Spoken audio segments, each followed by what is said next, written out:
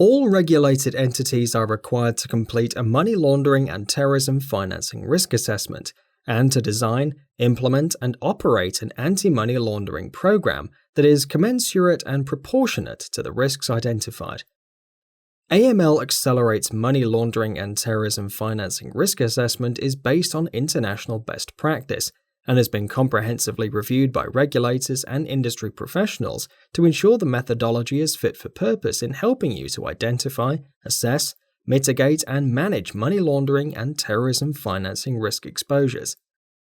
The risk assessment is structured across 6 steps.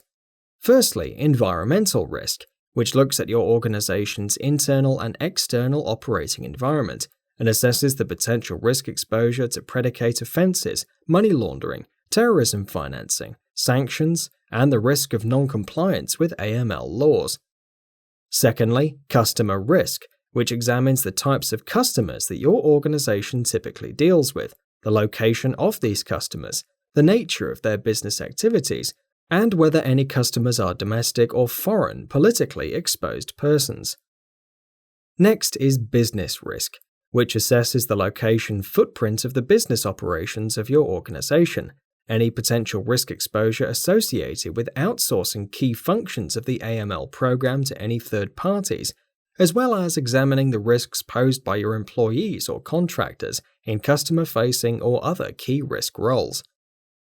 After this, the risk assessment moves on to examine channel risk, which looks to determine how your organization interacts with its customers, for example, whether directly through face-to-face contact or anonymously, such as through an online-only interaction or indirectly through third-party agents.